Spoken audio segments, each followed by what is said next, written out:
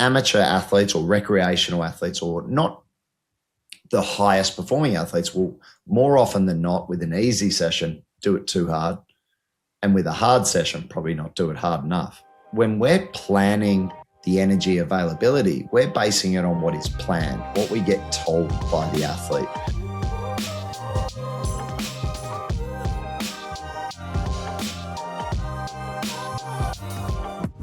Welcome back to Fuelin Sessions. Scott Tindal here. Before I get into the episode and what we cover, we're throwing out something we don't normally do, and that is a exclusive 1 week free access to Fuelin 2 trial and see what it's all about. So listeners, you can dive in. If you've previously been in, get back in and have a look at the new system, the new food logging, the new algorithm, how it all works. It really is amazing. If you want to share it with friends, the link is in the show notes below. As I said, it is exclusive. It is a 1 week free access. You have to do it before midnight on the 22nd of March. Anyway, let's get into the episode. So in this episode, Dr. Alan McCubbin and I cover a recent research paper, 2026 publication, testing 2 types of iron supplementation in women, female endurance athletes, female team sports, regular women just who don't do much exercise, and then menopausal women. It's a great study. It gives a lot of practical takeaways for men and women. Even though women were only studied, I think we can apply a lot of the findings from it. So if you are iron insufficient, iron deficient, or you've had problems with that, this episode is for you. And if you've got friends who constantly suffer from lethargy or energy issues or iron issues, then this episode is for them and you should share it with them. So anyway, sit back, relax, and enjoy this Fuelin Sessions.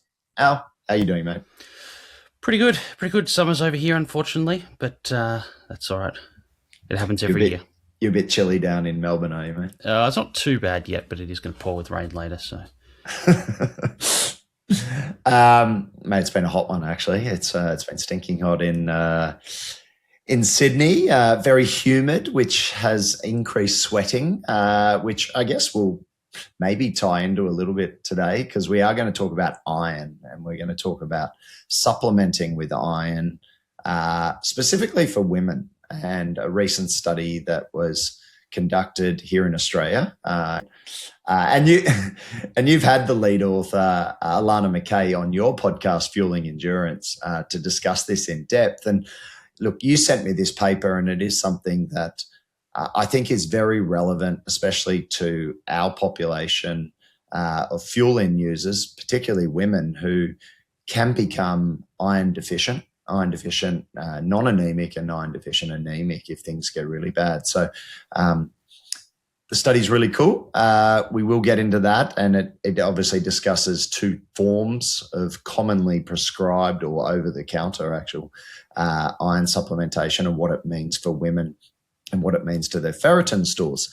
So that's to come. But I thought, because our show is called 2 Scoops of Science, I thought the first part of the science that we're going to get into is actually talking a little bit about Engine 2.0, the new sort of, I think, how do we describe it? The computer that works in the background that you and I spent, good part of 18 months, nearly bordering on 2 years getting right, with the help of Megan Foley as well, and obviously all the developers getting that right. And we launched that, and it's been, ultimately very, very successful. We've had a lot of athletes come back onto Fuelin who initially were using Fuelin 1.0, but they probably sat in that peripheral groups, the ones who were the very small athletes who produced a lot of power and potentially we weren't meeting their fueling needs. And then we also have the very large athletes who potentially we were over-fueling, which, is something that we obviously wanted to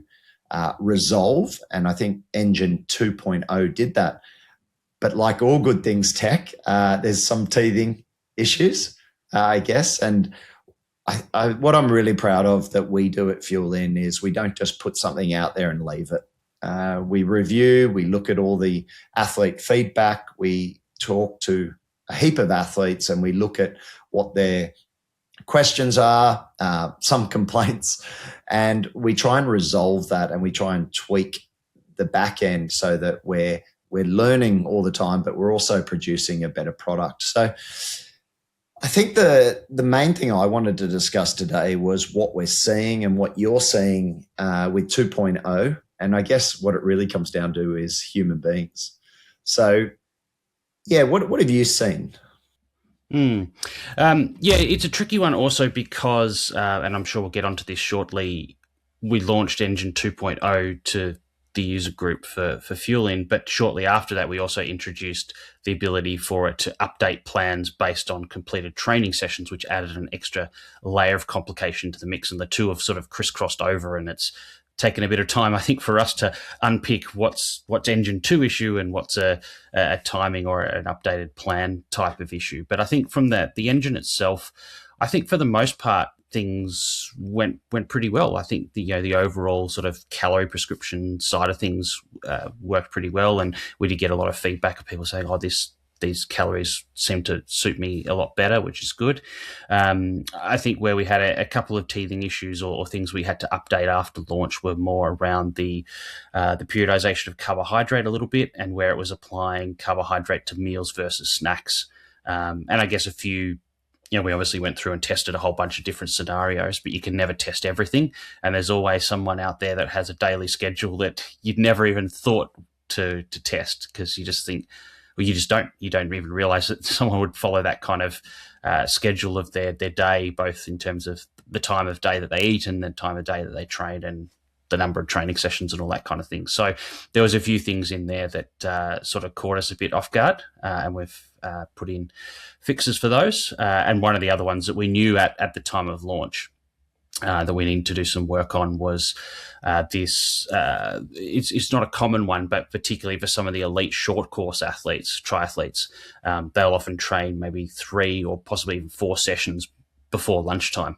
And so there just wasn't enough sort of eating occasions built into the app to actually fit snacks in between each of those training sessions. So we've gone back and added an extra snack, late morning snack, as well as a late afternoon snack. So that's one that sort of meets the needs for those guys as well. Yeah, it's interesting as well, isn't it? Because you have some athletes who will say, oh, God, I don't want that many snacks. And then you've got other athletes who are like, well, I'm just not getting enough snacks to meet my needs. So again, I think what I've learned from this experience is that, you're damned if you do and damned if you don't, in a way, because there's always going to be that human element to what a person prefers. And I come back to, the snacks scenario, and Jan, obviously we have lots of in-depth discussions, and he's like, I don't want this many snacks. And that's coming from a guy who won a gold medal and did a lot of that training. And it's just his preference not to snack as often. He would rather have large main meals and then a reduced number of snacks. But then we have, on the other hand, a lot of athletes who like a lot of snacking.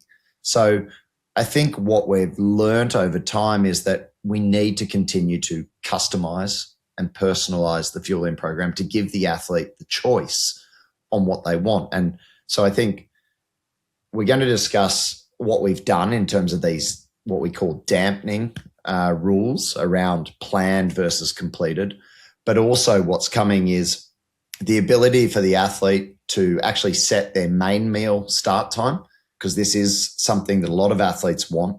I don't eat breakfast between 7 and 9:30. I eat it between 8 o'clock and 10:30. And so we're going to give the athlete the ability to choose their start time. They'll still have a set window for their main meals, but I think that will be a move in the right direction. And then on top of that, athletes like Jan are going to be very happy, because you can now select your number of snacks that you prefer in the day. Now, we will override that if you have a session that does require a snack and just, it doesn't fit into like one snack per day because your total caloric requirement needs more. So I think there's always going to be some caveats with default settings. But I think on the whole, I think the new additions of these customizations that athletes can now put in place, which is it's not the complaint, it's probably the most common request, I think is a better way to describe it. that is coming, and that's coming. I would say that will come. What are we now? We're March, so it will be in the next couple of weeks, probably the start of April, we'll have those in.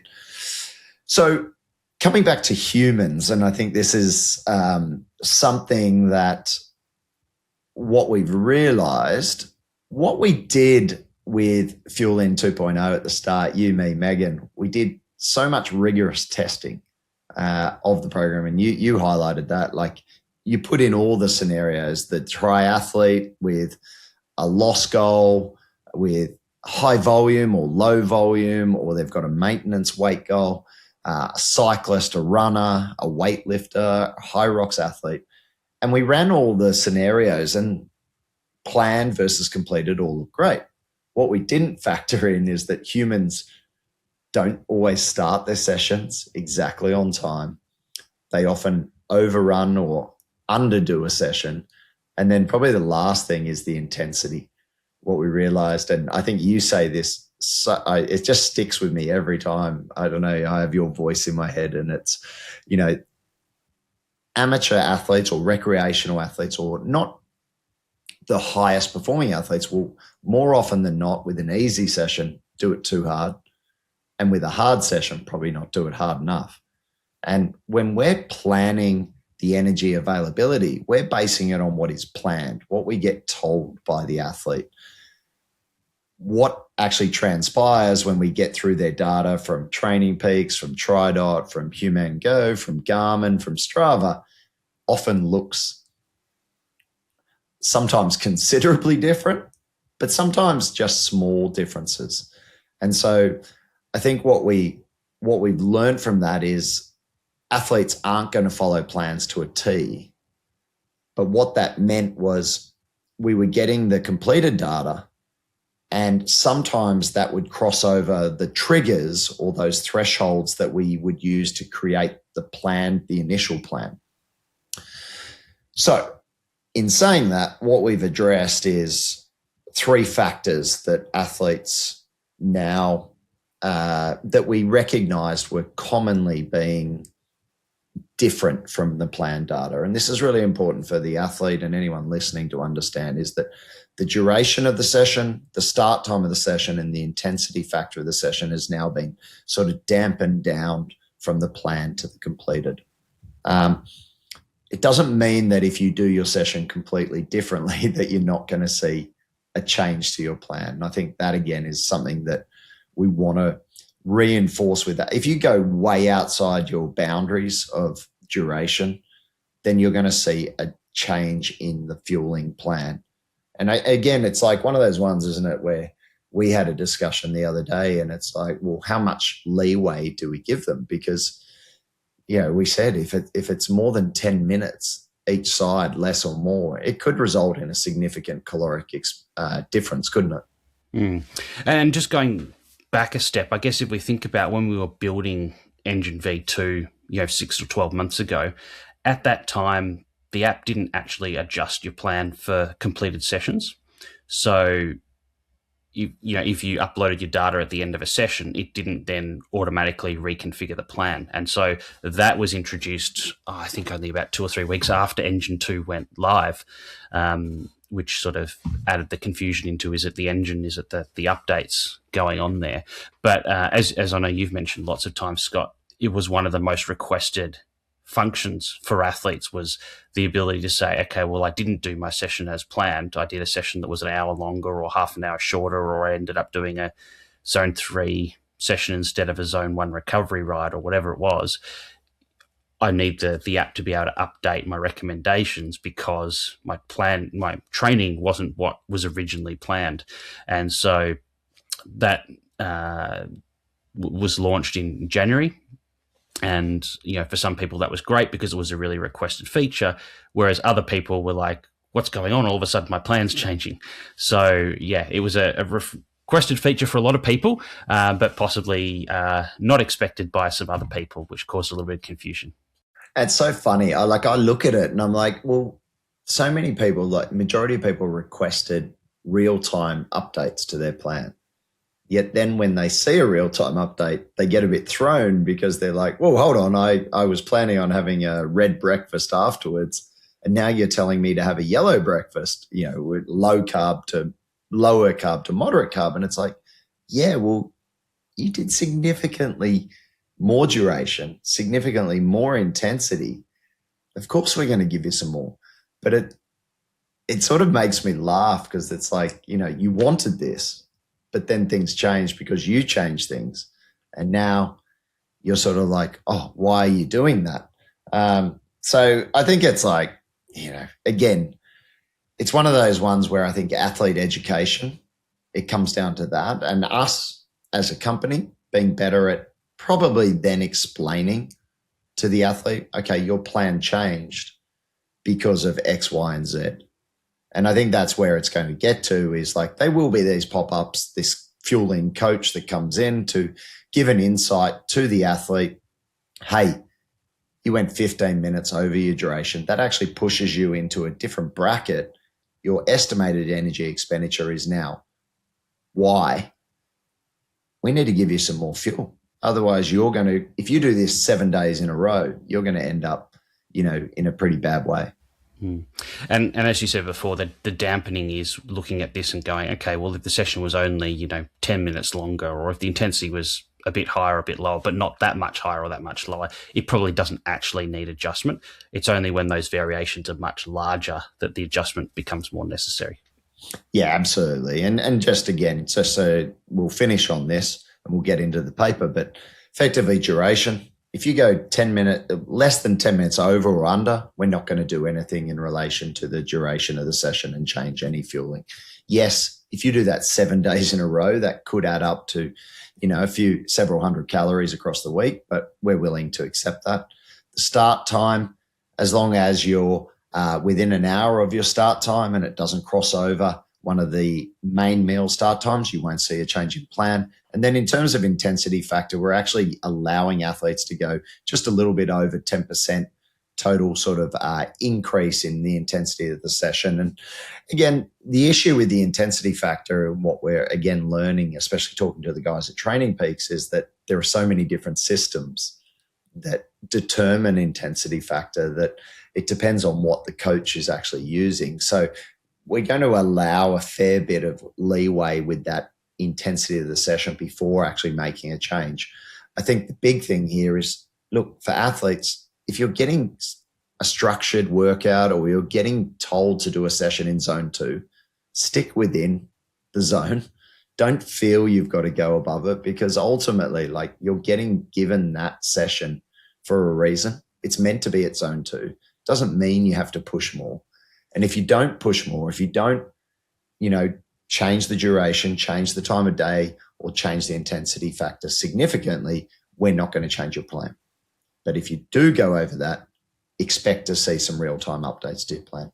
And I guess the users that may see the biggest changes will probably be the ones using the Strava integration, because there's no plan, it's only the actuals. So there may be nothing in the plan, and then all of a sudden all these sessions start populating into the schedule for the week when there was potentially nothing there before.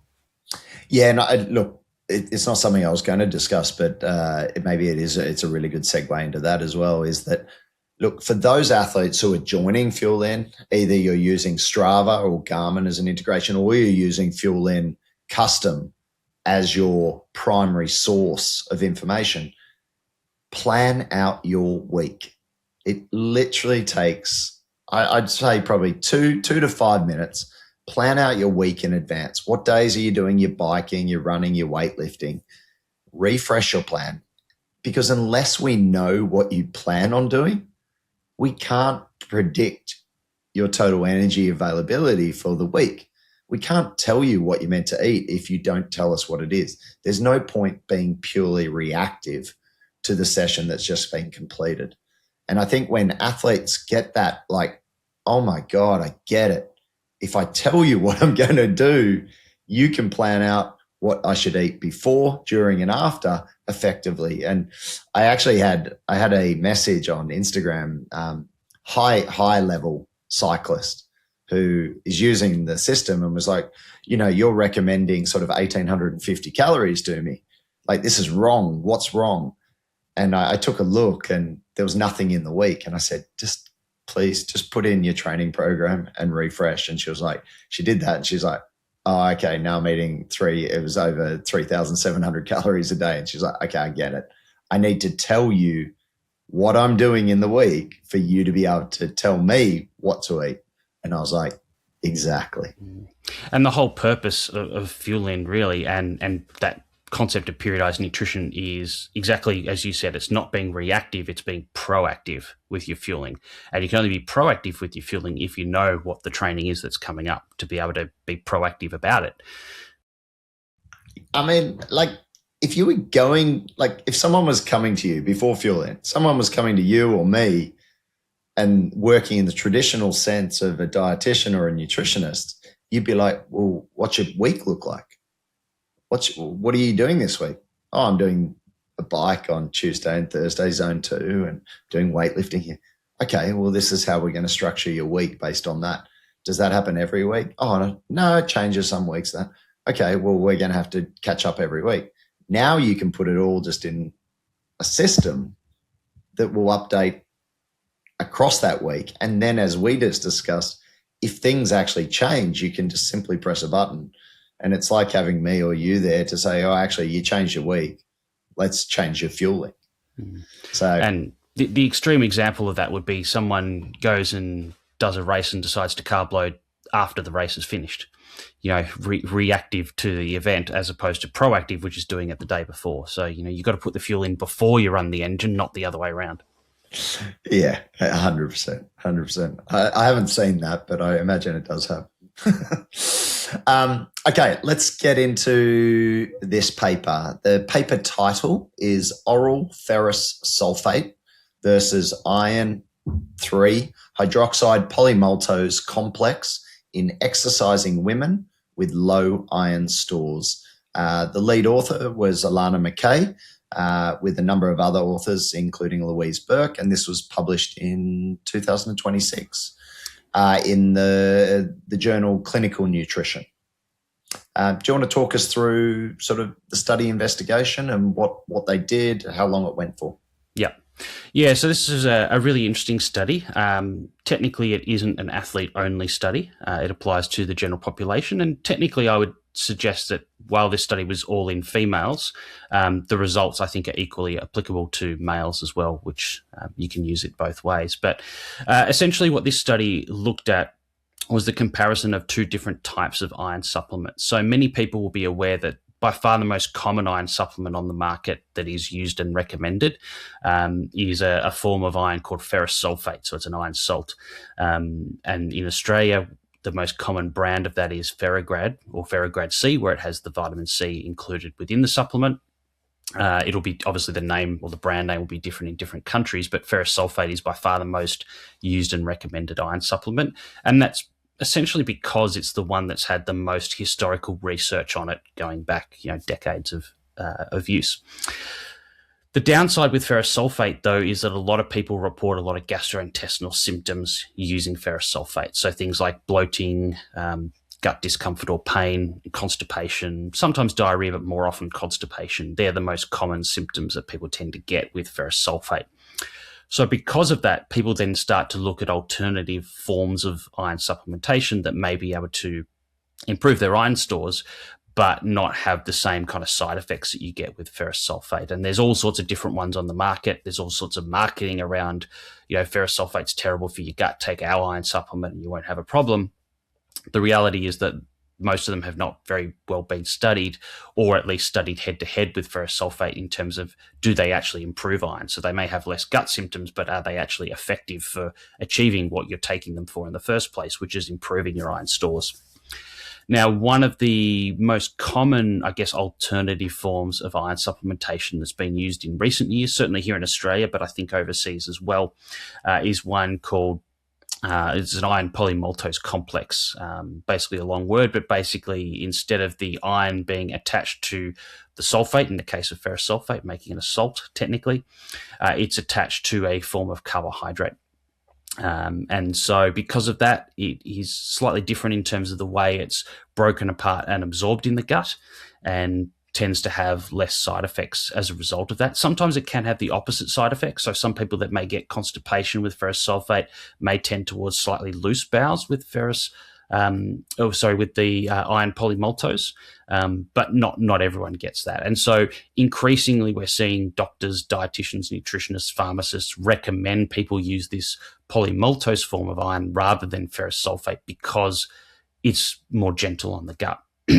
The common brand certainly here in Australia is Maltofa or Maltofa, depending on how you pronounce it. I'm not sure overseas whether it's the same or sold under the same brand name or it's available in other brands or other formats. So basically this study was comparing these two. Al, I will say it's fascinating in America to try and get hold of an iron supplement. Literally to get hold of ferrous sulfate, I haven't seen it. Literally. But you go into any pharmacy in Australia and ferrograde C is just on the counter, like front and center in front of you. And I actually don't understand why in America they don't, it's nearly impossible to find a supplement when we do have athletes who have low ferritin stores. And Maltofor definitely does not exist overseas, or certainly in America. And I've never seen a polymaltose complex actually on sale in America either. So, it is something just I know because a lot of Americans will listen to this podcast and them trying to track down a ferrous sulfate or even the polymaltose complex, they'll be like, well, where do I find either of these? So just something for them to keep an eye on. Yeah. So who was in it? You mentioned that it didn't just apply to athletes, which I think was good. Who were the three cohorts? Yep. So it was an all-female study. So there were three different cohorts of women enrolled into this study. And when I spoke to Alana on my podcast that you mentioned at the start, Scott, she was actually recruiting for this study at the time.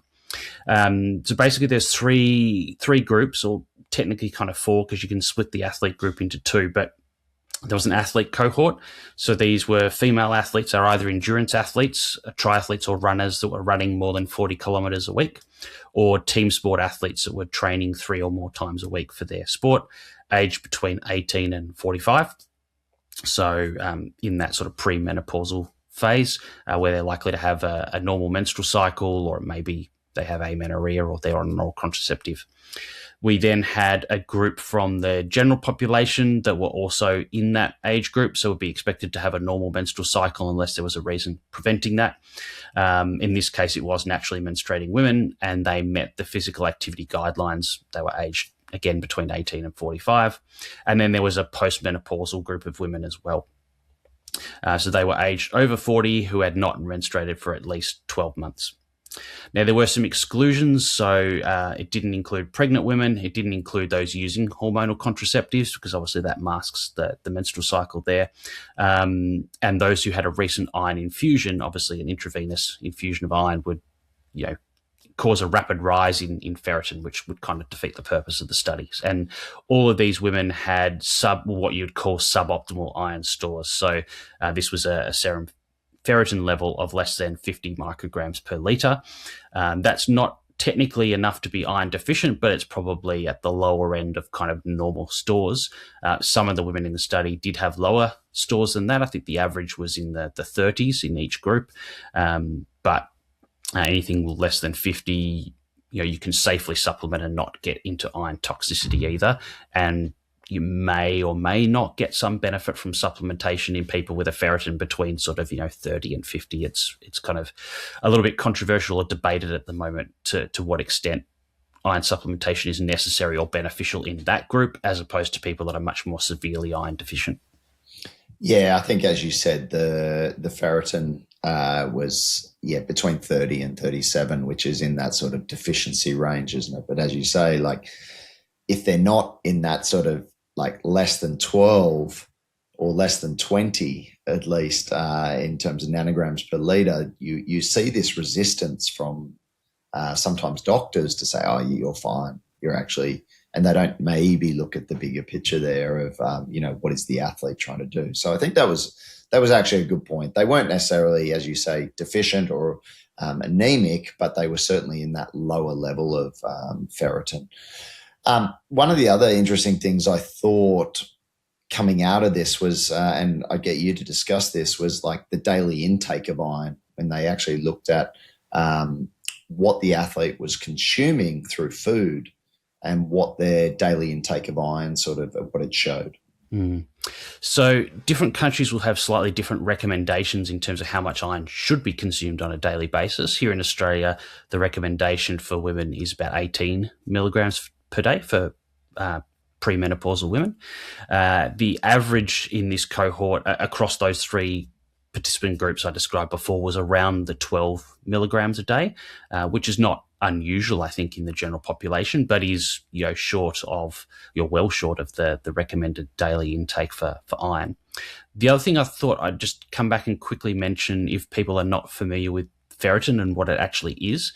So ferritin is, people call it the storage form of iron. It's technically a protein that stores iron. And we have it inside a whole bunch of our cells, but we also have some of these ferritin proteins in the blood, and that's what we can actually measure. So the reason that we measure serum ferritin as opposed to serum iron is that the iron level in your blood doesn't reflect the total amount of iron in your body. It's just an amount that's kept relatively constant within the blood. It's actually the ferritin, the amount of these proteins that are used to store iron, that reflect the total amount of iron in the body. So it's a much more useful way of figuring out if someone's iron deficient or not.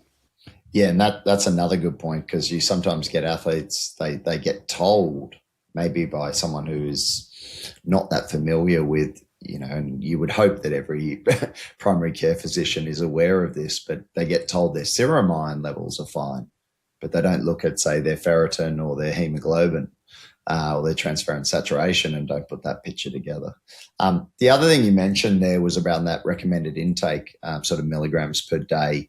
And I think you mentioned it was for premenopausal women. But I think my understanding is that the amount of recommended intake for iron actually increases as well if you are an athlete, and that amount goes up. And I think Sports Dietitians Australia has a slightly higher recommendation on that.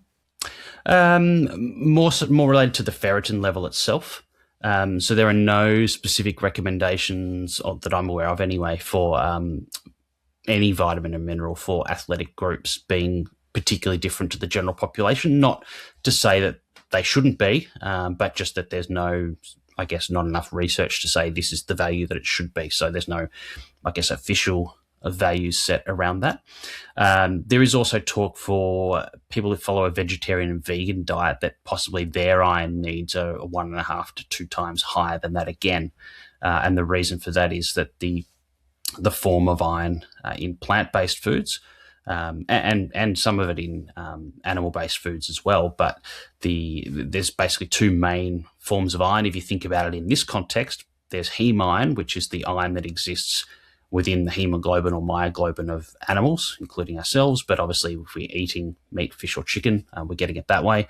And then there's non-heme iron, which is iron that doesn't exist in that format. And that there is some of that in those foods as well, but it also exists in things like eggs and then obviously all your plant-based foods. So vegetarians and vegans have mainly that non-heme iron, which is not as well or not as effectively as absorbed as the heme iron. It's a little bit like the protein, isn't it, in a way? Like it's absolutely fine to consume your protein from plant sources. Just the reality is you have to consume often 1.5 to 2 times the amount of total food to hit that same amount of protein that someone consuming their main protein sources from animals would get. So again, I think it's just a really good sort of like, oh, okay, I am a vegan or I am a vegetarian. I need to be aware of the total volume that you need to be taking in and in order to hit those numbers. G'day, everyone. Short ad break. We've never done an ad break in Fuelin, but we're going to do it for ourselves. We don't do free trials, but we are going to give a 1-week exclusive access to listeners and friends of listeners. So the link is in the show notes. It gives you 1 week to experience Fuelin in all its beauty. So you can see all the updates, things like your swim, run, bike thresholds. You can see your RMR. If you want to put in your own RMR, you can do that. Activity outside of daily living. So that means like if you're a very active person, you're a tradesperson, you can input that and we're going to update and account for that extra activity and that calorie burn. same beautiful carb traffic light system, same simplicity, same personalized and periodized program, just a whole lot better. So get in there. You've also got the ability to integrate now with bloods and biomarkers through Vitality Blueprint. You've got all the perks, which is going to include 30% off your orders from Morton Hydrogel. So the program just keeps getting better and better. So get that 1 week access into you and enjoy. And we look forward to having you as part of the Fuelin team. Thank you. Okay, so key findings. What did they find from what they did? So these women were basically randomized into two groups. So one group took the Ferrograd C, or the ferrous sulfate. So that was 105 milligrams of elemental iron in one of those tablets, plus 500 milligrams of vitamin C. And they took that once a day for 12 weeks. And the other group took the polymaltose form of iron, so the maltopher, which has 100 milligrams of elemental iron and no vitamin C. And we'll maybe come back and talk about whether that matters or not shortly. Also for 12 weeks. And then they took blood samples before they started taking the supplements, and then at 4 weeks, 8 weeks, and 12 weeks to see what was changing in terms of their hemoglobin, their ferritin in particular, and some of those other markers that you mentioned before, but they're probably the two most important ones. They also collected, they also collected information about gastrointestinal symptoms, given that that's one of the main reasons that people don't want to or like to take ferrous sulfate, is because they get a lot of gastrointestinal side effects. So they looked at these GI symptoms, both how often they occurred and how severe they were in both groups as well. Yeah, I think two things there that I love about this study is, A, they used a product that you can actually get from a chemist. Obviously in Australia, but you can actually walk in, you can take the findings of this study and actually go, okay, well, that one seemed to do when we get into actually what it did, but you could actually do that. I think secondly, the key outcomes here, as you mentioned, was let's look at ferritin, serum ferritin levels, and actually what was the impact of these two supplements. And then B, the big one was how do people respond to this from a subjective perspective? Do they get sick? Do they feel pretty awful when they do this? Because it's all well and good to increase your iron stores, but if it makes you feel pretty awful and that impacts then training, I guess you've got to look at that. And again, at the very end, we're going to discuss, maybe some of the ways in which you could manage this, and some other research that's been that has taken place to maybe combat some of these signs and symptoms of ferrous sulfate supplementation. So what did they find, mate? So basically, at the end of the 12 weeks, they looked at to what extent the serum ferritin increased as a result of that supplementation. So that was the primary outcome of the study, the main thing that they were trying to look at, and what the people being supplemented with iron were trying to ultimately achieve. So with the ferrous sulfate group, they increased their ferritin stores by 109%, so more than double what they were at the start after the 12 weeks. So that's a good result. But with the polymaltose supplement, they actually only increased by 7%. So it was actually hardly any increase at all in that group. So possibly a bit surprising for some people, but there was, significant difference obviously there. There was a correction. So I was just going to say there was a correction to the ferritin that's used for what we call inflammatory markers. So basically, and this is something that probably people need to be aware of if they're going to get an iron test, is when you get your iron tested, ferritin is quite sensitive to inflammation. So if you've gone out and done a massive training session, or you're sick at the time, have an infection or something like that, and you have an inflammatory response going on, that will artificially elevate your ferritin. Well, it is elevated, but it's in response to the inflammation, not because you actually have more iron stores in the body. And so there's a method that you can use to correct by collecting some of these other markers in the blood and correct the ferritin levels. And they did that as well. And the results were basically the same. The increase in the ferritin was 115% in the ferrous sulfate group and 6% in the polymaltose group. And that was a non-significant change in the polymaltose group. Was that using, I saw they measured high sensitivity CRP. Is that what they used? So they used that HSCRP and then what adjust retrospectively? Yeah, so they use CRP and another marker, which I haven't got here in front of me at the moment, but basically those two go into an equation that's used to adjust the ferritin value that's obtained from the blood sample. And I imagine that equation is not often used for a standard blood draw when it's been reported to an individual, because what we often see is athletes will train the day before and then go and get a blood test, especially as blood tests are becoming more frequent. The standardization of, that blood draw, I think, is getting worse, to be honest. Recently, you'll look at ALT, AST, like liver function markers, and they're through the roof, and the doctor's freaking out that the person's in liver failure, and you're like, what did you do the day before? And they're like, oh yeah, I did a VO2 max session or something.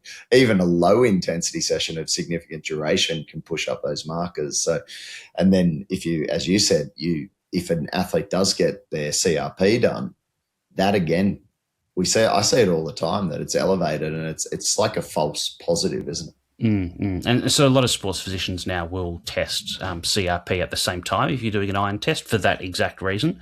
But I guess the key thing there is, if you are going to get an iron test, probably the best time to do it would be the morning after an easy day or a rest day, before you're doing your big session of that day, if you have one scheduled, and also making sure you're not sick at the time. Yeah. No, I think it's sound advice. Unfortunately, I think a lot of athletes don't adhere to it, but it is something I would recommend to everyone. Just try and do your test the day after an easy session or a rest day to try and really get an accurate view of what's happening under the bonnet. The other thing I thought was interesting, you said after 12 weeks, obviously the ferritin concentrations went up by 109% compared to 7% ferrous sulfate versus the polymaltose, but as early as week 4, you started to see really significant differences. Eh? Yeah, absolutely. Which is good, because you should see, it doesn't take 12 weeks for those numbers to start to go up if you are using, in this case, a ferrous sulfate of 105 milligrams. What else did they show? Yeah, so they did look at hemoglobin. It only increased by 3% in the ferrous sulfate group and not at all in the polymaltose group. And you might be sitting there thinking, oh, that's not a good result for either supplement. But the reality is that these participants had a normal hemoglobin to begin with, because their iron stores might have been slightly low, but they weren't down at the stage where they were so low that they're starting to become anemic. So just to explain that, if your iron stores are slightly low, it's not necessarily going to affect your hemoglobin, which is then affecting the ability to get oxygen in and transport it around the body and deliver it to muscles and other organs and things. So you won't see those sort of classic fatigue symptoms of iron deficiency anemia in those early stages of iron depletion. It's not until the ferritin gets really low, typically below about 20. And remember, these women were in the sort of the 30s mostly at baseline. So, and their hemoglobins were normal at baseline. So it's not a surprise that we didn't see a change in hemoglobin in this study. And then the other thing, as I said, I guess the other key factor they were looking at was gastrointestinal tolerance to the different types of supplements. And kind of as expected, I guess that the iron polymaltose had less gastrointestinal side effects compared to the ferrous sulfate. That's, I guess, the reason that people sort of gravitate towards that type of supplement in the first place. The overall symptom rate wasn't actually that different, was slightly lower in the iron polymaltose, was 28% versus 33% in the ferrous sulfate. But when you start to pick that apart into the more moderate and severe symptoms, that's where you start to see, people being more likely to have those severe symptoms, 2.5 times more likely with the ferrous sulfate than they were with the polymaltose. Do you think, I know the authors discussed this in some of the limitations, and there was mentioned that close to 90% of the ferrous sulfate participants guessed what they were taking. Do you think that had an impact? Because most people know that ferrous sulfate could cause GI complaints. Do you think that had a significant effect on it? Yeah. So that just to describe this, the study was technically blinded. So what that means is that the researchers, they used the commercial supplements, but they obviously took them out of their original packaging and then provided them in a way that didn't have any names or identifying marking on the tablets. But I guess because a lot of these participants, they're women that already have low iron, so they probably have used one or both of these supplements before at some stage, and they would recognize them, and the actual tablets are physically different sizes, shapes, colors, etc. So, you're right. A lot of people did recognize which one they were, either because of the symptoms or even just because of the physical appearance of the tablets. Obviously, that won't affect the ferritin result because, I can't imagine a placebo effect on the actual blood-based marker, but it's more around those gastrointestinal symptom reports and both the frequency and the severity of those. So, that is a tricky one. But it's not much that can be done though. No, unless you've unless you're working with a pharmacy to compound the two supplements. It's a tricky one. Yeah. I thought the other thing that was really interesting is in terms of the iron repletion, there was no difference between the athletes, the premenopausal and the menopausal women. And it's kind of cool. I think it's a bit it's like protein. Again, I'll come back to protein. It's you hear these stories of, I'm a young female, I'm perimenopausal, I'm menopausal, I need a different protein regime. It's no, you don't. You just, if you're exercising, you need fairly moderate to high protein. It's the same across the board. What I took from this was actually a single supplementation sort of guideline can actually be applied to women across all stages of their life. Would you agree with that?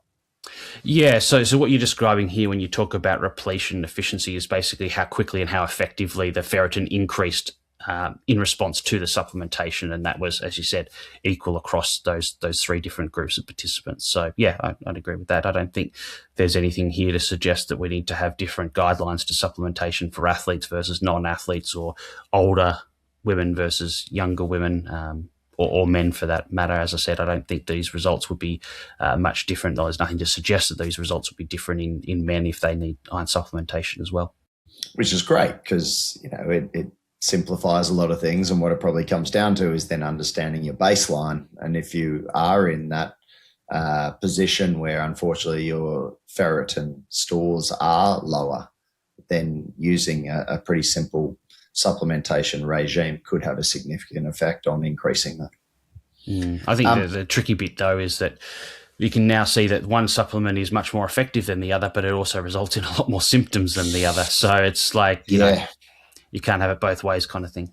No, and I think that is a very good point because, so now we see ferrous sulfate in this study was far superior in terms of increasing, but it did also come with some limitations around GI complaints, bloating, constipation and whatnot.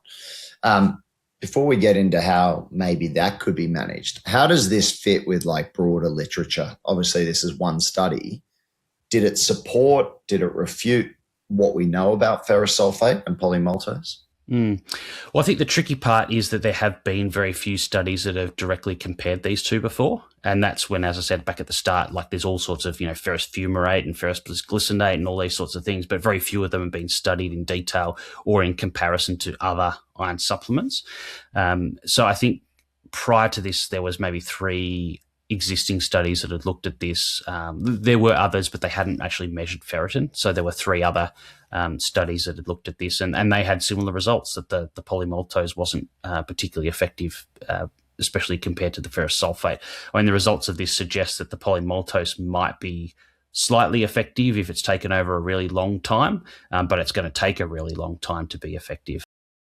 Yeah, look, everything I read and the authors highlighted a number of meta-analyses and systematic reviews that sort of did support their finding, exactly as you said, that ferrous sulfate seems to have a significant improvement, whilst also potentially causing some of these side effects.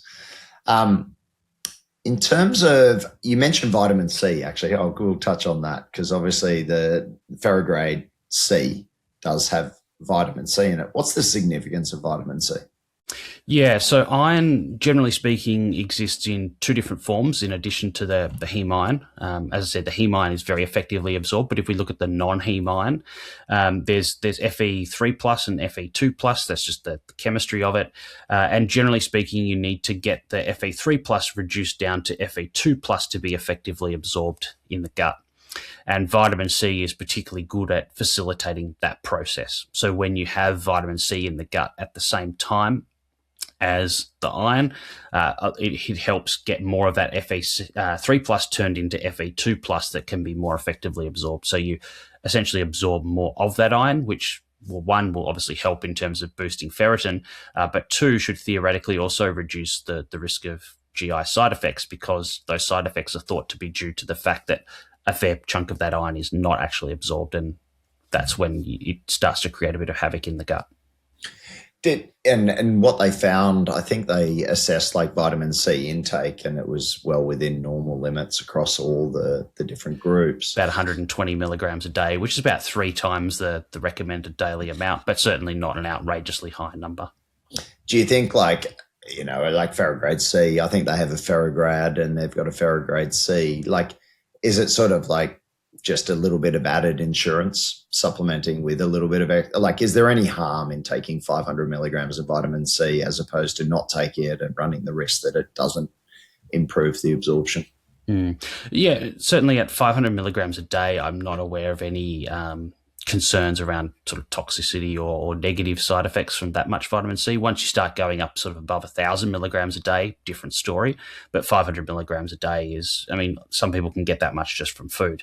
It's not an outrageous amount. And I guess the advantage of having it in the tablet is, one, you don't have to remember to take something separate to get that source of vitamin C.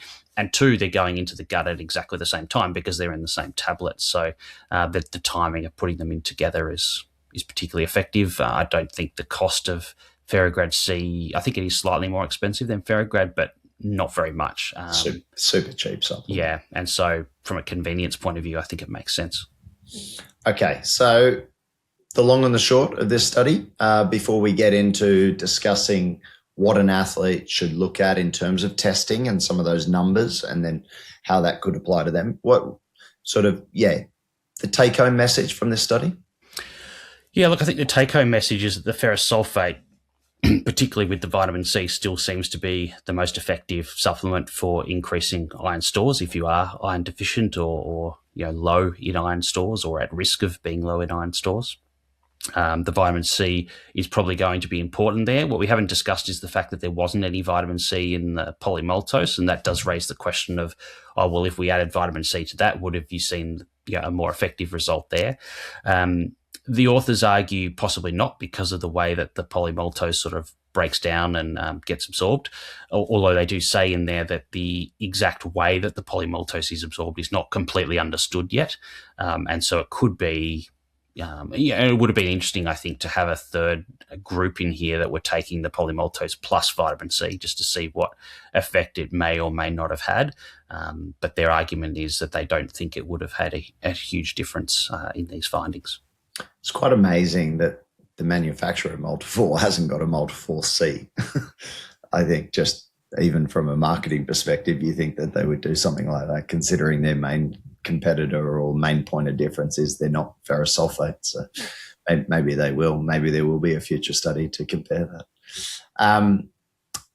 Let's talk about iron panel testing, because I think we touched on this, and I think a lot of athletes probably don't always understand what are those 3 sort of key markers that they should be looking at, and what should an athlete look at and what should they request if they are talking to their doctor about concerns around sort of their iron status. Yeah, well, I think the first thing is to make sure that you're not just getting serum iron tested, and most doctors will know that and understand that and know what they're doing. I guess in countries where maybe you can go off and just order your own blood testing, this is where maybe you need to be more aware of this. Certainly here in Australia, you couldn't get that done. In other countries, that may or may not be the case. But just to, I guess, consult a health professional in this process, both in terms of making sure they order the right tests and also that they're interpreting those tests correctly as well. I think where people may go wrong with this is if they go off and try and do it themselves and try to interpret their iron studies by themselves, they can potentially get themselves into trouble. Most health professionals, I think, iron testing is pretty common these days. So I think most of them should have a pretty clear idea of what they're looking for on an iron panel. may not always be the case, but the majority of the time, I think that should be fine. As we mentioned, there's multiple things to test. There's ferritin, which is the protein that stored iron is bound up with. There's transferrin, which is a protein that's around transporting iron around the body, and there's both the actual amount of transferrin and then the saturation, so how much iron is actually attached to it at any point in time. And then there's the serum ferritin itself, and there are some other tests that you can do sometimes as well. And then obviously the hemoglobin is a separate test, but it would reflect, if someone's severely iron deficient to the point of anemia, you'll start to see the hemoglobin dropping below the normal level as well. Yep. So if they'd ask for a full, I think they call it a full iron panel, certainly here in Australia, and it seems to be the same in America and Europe. So deficiency is effectively defined as, if we go through ferritin, hemoglobin, and transferrin saturation, what would deficiency be defined as? So ferritin is a tricky one because different people have different opinions on this one. Some people say that the level of which you should try and avoid going below is different potentially in athletes compared to the general population, because maybe there's some impact on athletic performance before it gets to the stage of more severe iron deficiency, where if you're in the general public, you probably wouldn't notice, but athletes may notice or may get a benefit from being above that level. So some people use a cutoff of ferritin of 40. Some people use 30. A lot of doctors working in the general population will use 20. But I think in an athletic context, it's usually either 40 or 30 that people typically sort of use as that cutoff. Once you start getting below 20, you're probably starting to head towards anemia, where the hemoglobin is now going to start to drop below the normal level as well. Yeah, it's funny. I've always had the marker right in between the 30 and 40. I always look at 35 nanograms per litre and think, okay, if they're less than that, they're probably heading to deficiency and going through that. You mentioned hemoglobin. Is there a magic number that athletes should be looking at in terms of grams per deciliter or grams per litre? Yeah, it's slightly different for males and females, and I think there are some countries have even different reference ranges for different ages. But there's nothing I think here to suggest that the clinical reference ranges you get in your pathology report when you get your tests back should be any different in athletes compared to the general population. So they're reported in there. Yeah. And so that's generally a little bit over sort of around 12 grams per deciliter that you certainly want to see. And usually I think the normative range is somewhere between 12 and 15 and a half. I think it usually comes back at. And then just to be careful because of the units. So sometimes they're reported, as you said, as like 12 or 13, and sometimes they're reported as 120 and 130, depending on which units they're reported in. So that does get confusing a little bit of the time when people are sort of using those interchangeably, or one person's talking in one set of units and one person's talking in the other set of units. Yeah, sorry, I will clarify that. So the 12 is in grams per deciliter, and then the 115 or 120 will be in the grams per litre. Yep. When people are looking at that. And then in terms of transferrin saturation, do you tend to have a look at any particular sort of range? These are the ones that are most tricky to interpret. And actually, when you're looking at iron studies, you should be looking at all of these things together, because they'll move in different directions at different stages of iron depletion as well. So I probably won't go into detail about that here, because that really needs a physician to interpret it properly, because you'll see, ferritin will start to drop, but initially transferrin saturation may increase, but then after a while it starts to decrease, and then hemoglobin is affected. But if you're sick or you've done a big training session, as we saw, you could see no changes in some of these markers, but the ferritin might jump up a little bit, and it gets tricky, which is why I think I would always recommend people get the advice of a health professional who's trained in interpreting these studies, because these different markers can go in different directions in different situations, and it does become quite tricky to interpret. Yeah, I think that's very sound advice. I think it's like, have a look at it. If it looks slightly abnormal, then seek certainly get the advice, and hopefully when they are getting the advice anyway, or they're getting it tested, it's actually coming from a healthcare professional who's sort of ordered the bloods and then actually can interpret those as well. The one thing I wanted to touch on was that difference between, you have this deficiency non-anemia, and then deficiency anemia. And again, that distinction between the non-anemia and anemia. Can you just explain that to athletes so they understand?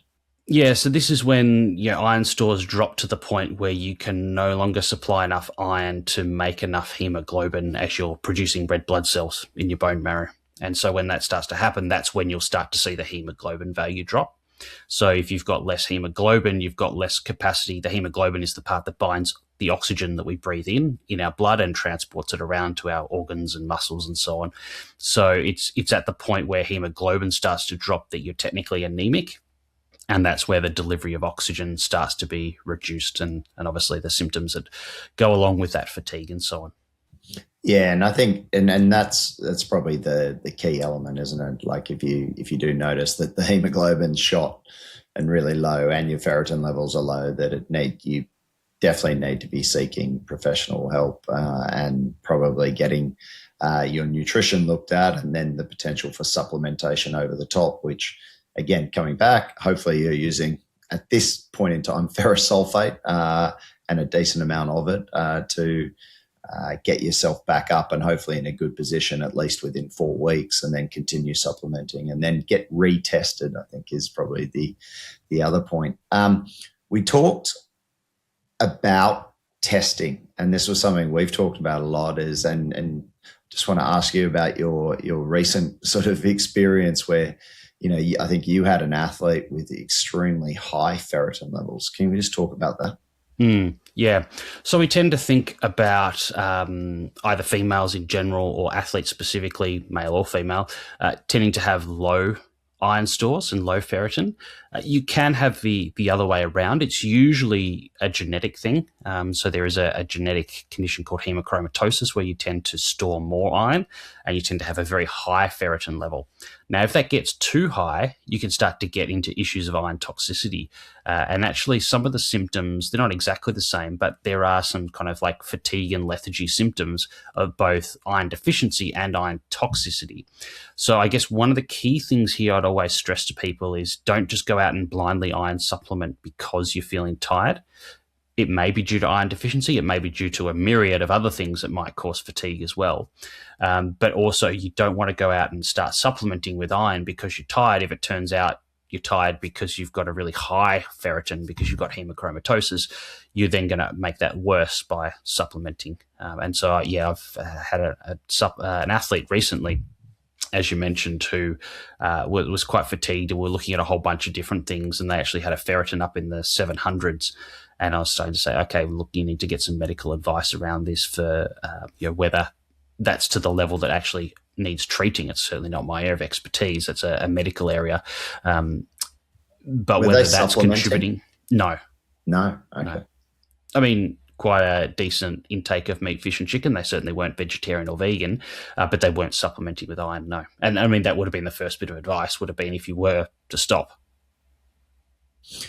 One thing I've heard, and I have seen it, is that very dark rings around the eyes with hemochromatosis. Is that a clinical sign that people could look out for? Yes, but I think it has to be pretty severe before you get to that stage. Okay, just the last thing I want to touch on regarding iron supplementation is this notion of hepcidin and maybe different regimes that an athlete could consider if they do get either their iron levels aren't going up, and explain why that is related to hepcidin, but also maybe some alternate day dosing that may reduce sort of these signs or symptoms, like things like constipation, bloating, and whatnot. So can you just talk us through hepcidin? Mm-hmm. Yeah, so hepcidin is a hormone. The word hep means liver. So, hepatitis is an infection in the liver. So not surprisingly, hepcidin is made in the liver. And I think it was discovered in the 1990s from memory. But most hormones have more than one role. But I guess the key role that's been identified with hepcidin is it binds to the inside of your the cells that line your gut. So if we think about the cells that line your gut, there's going to be two sides to it. There's the side that faces into the inside of the gut where the nutrients first come from and are absorbed, and then they end up out the other side where they're going to be taken up into the bloodstream. And it's that side where it's taken up towards the bloodstream where the hepcidin has an action on a protein there called ferroportin. And so ferroportin's role is basically to release iron from those cells. So when we absorb iron, it's firstly taken up into the cell itself, and there is actually ferritin in the cells that will store that iron, and then it's released in a controlled manner into the body as needed. So this creates sort of, I guess, two levels of control around the absorption of iron, and this makes sense because iron actually, if you have too much in the blood, is quite toxic, and so we need to be very careful about how we control that release into the bloodstream. So hepcidin acts on that ferroportin channel. The more hepcidin that's there, it actually blocks the release of iron from those cells. And so when you get that, you get less iron coming into the body. So more hepcidin means less iron coming into the body, basically. And so if that doesn't happen, the iron will accumulate in the cell, and the cells lining the gut have a really short lifespan. So eventually they'll die off and release that iron back into the gut, and it will probably just travel through and out the other end. So anything that increases hepcidin for any extended period of time may potentially reduce the ability to get iron into the body. And so we know that there's a few things that impact on hepcidin. One is the time of day. So like most hormones, the amount fluctuates at different times of the day. In the case of hepcidin, it's lowest in the morning and highest towards the end of the day, which means that absorption of iron should be more effective in the morning. So there has been some work, and I know Alana McKay, who did this work that we discussed today, has also done some of this work around the time of day and found that iron supplementation is most effective when it's taken in the morning compared to the afternoon. And the other thing that does impact hepcidin is actually taking iron, isn't it? So that's part of it. So it's I guess it's a feedback loop, really. Yeah. So if you're getting plenty of iron in through your diet, you're going to take less of that iron up into the body because you don't need it. You've already got plenty of stores. But if you're iron deficient, you obviously want to suck as much iron out of the food that you're getting as you possibly can. And so you're going to down-regulate that hepcidin and let more iron into the body. So that's a normal sort of regulatory mechanism that affects the amount of iron that you can get through. And then the final thing that we know affects it is actually an inflammatory response itself. So I mentioned before an inflammatory response on ferritin, but there's also an inflammatory response on hepcidin. And in this case, it increases hepcidin. And so that will reduce for a period of time the absorption of iron. So that will happen in response to exercise as well. So we know within about an hour or so after exercise, hepcidin will start to rise, and that will start to make any iron supplementation you take in the sort of hour or two after exercise less effective. There is a short window of maybe the first half an hour to hour after exercise before that effect starts to kick in, where you could take your iron supplement and it would be okay, or you can take it before exercise and avoid that issue as well. So generally the recommendations that Alana and others have come up with over the last few years is basically try to do it either before exercise or within that first sort of half an hour after exercise to take your iron supplement, and preferably in the morning rather than the afternoon. Yeah, and I think that's great practical information. I think something we've talked about is this notion, again, of caffeine and dairy could have a negative impact on iron absorption. And that's why I personally used to take iron in the evening, because I was like, okay, I haven't had caffeine for at least 6 or 7 hours. I can avoid dairy in the evening. I tend to have milk and yogurt and things like that in the morning. Theoretically, I'm thinking, okay, I'm doing the right thing because I'm avoiding caffeine and dairy. Yet when you actually then look at other studies that have been done, which is probably more damning evidence, is actually related to hepcidin levels early in the morning and exercise. Better idea is actually take your iron supplementation first thing in the morning. Where do you, I mentioned the caffeine and dairy. What's your take on that in terms of impacting absorption of iron? Because you hear about it a lot, you hear it social media and other practitioners will talk about it. Is it overplayed? Yeah, well, I mean, there's definitely a theoretical rationale for it there. If you look in the scientific literature, there's some controversy about how much effect it actually has, and some researchers suggested it probably has little, if any, impact, and particularly over the long term. You could do an acute study over just an hour or two and look at the interaction between the iron and the calcium. But if you actually look at people that have very high or very low calcium intakes, for example, that doesn't necessarily predict how well or how poorly their iron is going to be absorbed or their overall iron status necessarily. Certainly talking to Alana about it, her advice is pretty straightforward, is maybe consider it. Don't make it the number one priority. The morning and the exercise are probably more important than avoiding the dairy or the caffeine around that. But if you can separate those by sort of half an hour, so have your iron supplement half an hour before having your coffee or half an hour after, or any other form of milk, if it's having it in cereal or a smoothie or whatever in the morning. If you can separate them by half an hour, great. But if not, still take the iron supplement because it's still going to be somewhat absorbed. It may not be as well absorbed, but it's still going to be more effective than not taking it all. So there's no point just saying, oh, well, if I'm having dairy, there's no point. I'm just not going to supplement at all. That's going to be worse. Yeah, I think it's so. Let's just recap on that.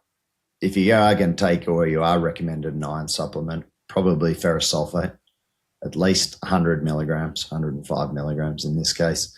Take it before you're training. First thing in the morning.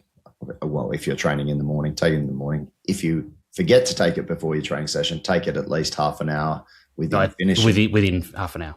Within half an hour of finishing your session. Otherwise, probably have to delay taking it for a couple of hours and then take it later on.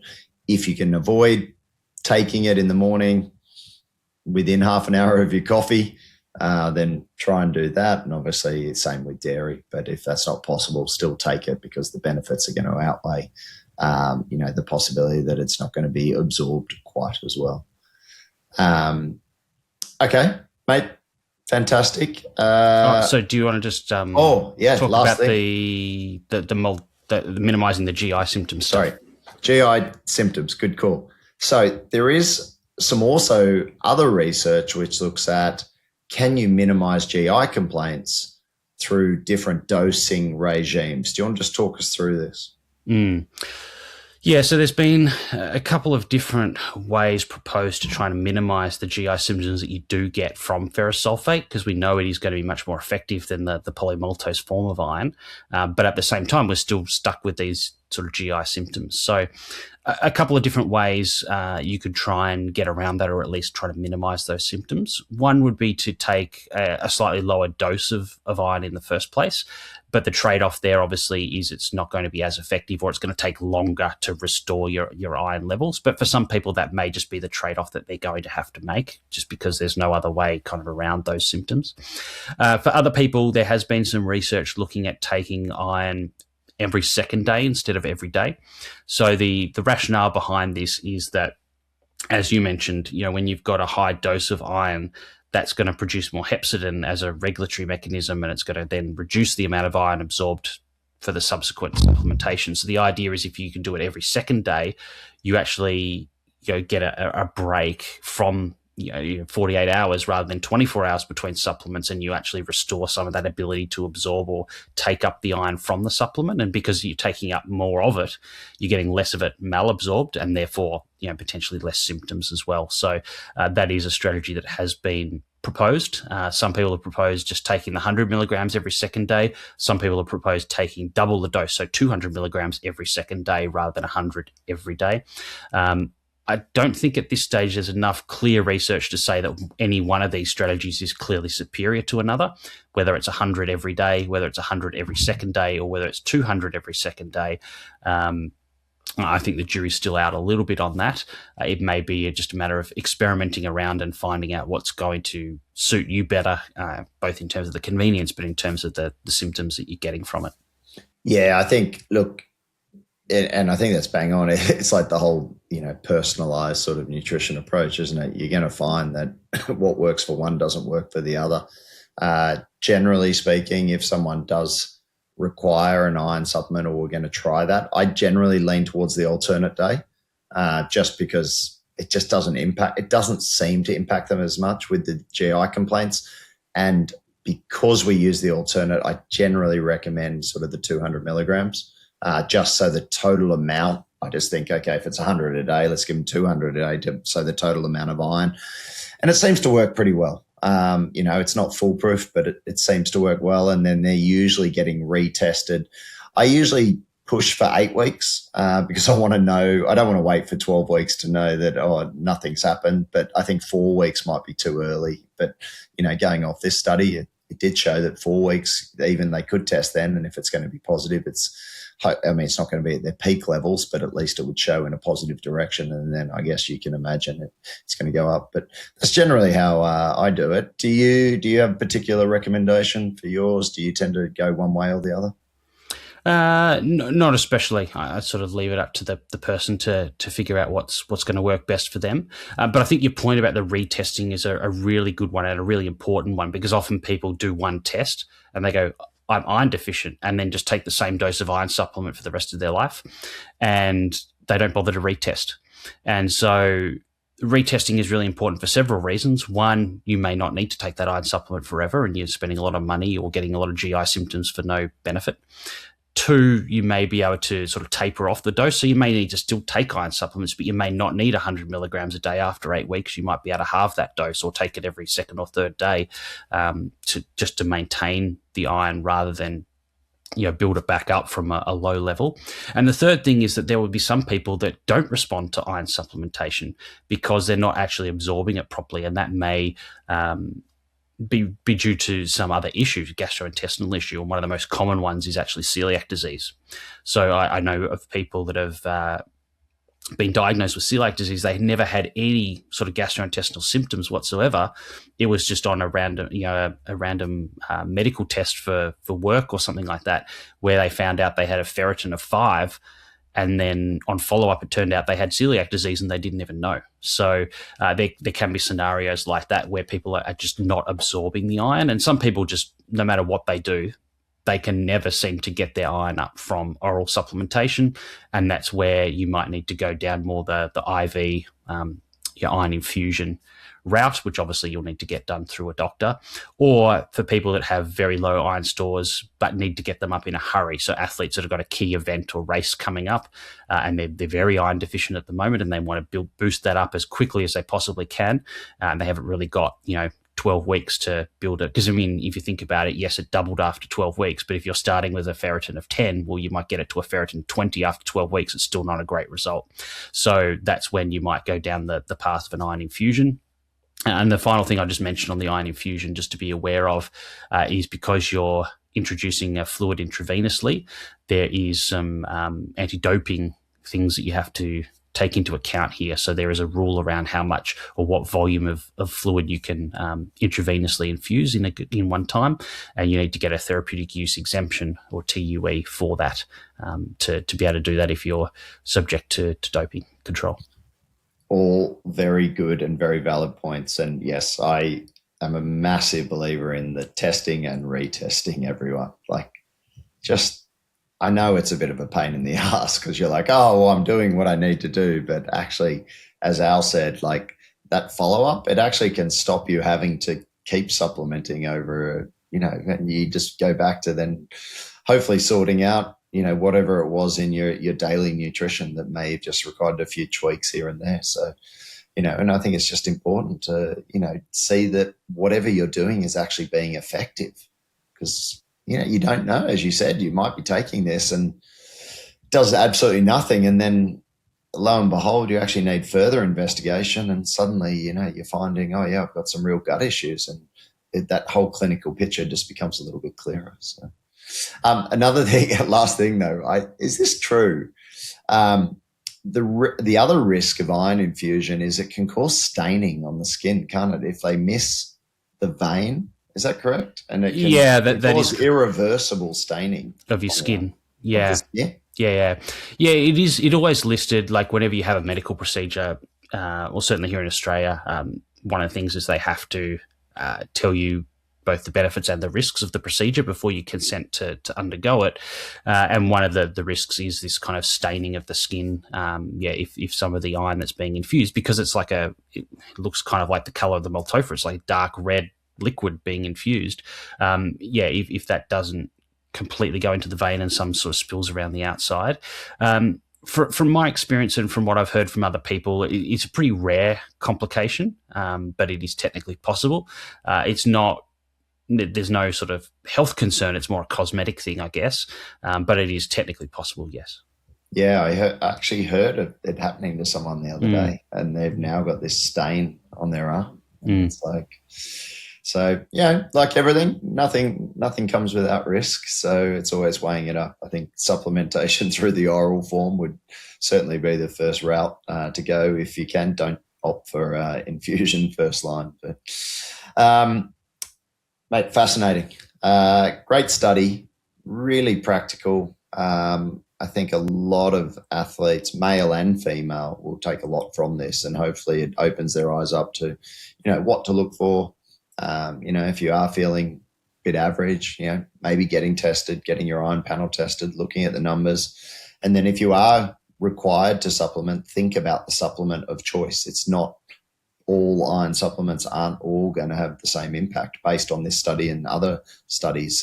So, ferrous sulfate seems to be the way forward at this point in time until otherwise proven. So, yeah, mate, great one. And, I look forward to the next catch-up. Will do, indeed. Thanks, Al. G'day, everyone. Short ad break. We've never done an ad break in Fuelin, but we're going to do it for ourselves. We don't do free trials, but we are going to give a 1-week exclusive access to listeners and friends of listeners. So the link is in the show notes. It gives you 1 week to experience Fuelin in all its beauty. So you can see all the updates, things like your swim, run, bike thresholds. You can see your RMR. If you want to put in your own RMR, you can do that. Activity outside of daily living. So that means like if you're a very active person, you're a tradesperson, you can input that and we're going to update and account for that extra activity and that calorie burn. Same beautiful carb traffic light system, same simplicity, same personalized and periodized program, just a whole lot better. So get in there. You've also got the ability to integrate now with bloods and biomarkers through Vitality Blueprint. You've got all the perks, which is going to include 30% off your orders from Morton Hydrogel. So the program just keeps getting better and better. So get that 1 week access into you and enjoy. And we look forward to having you as part of the Fuelin team. Thank you.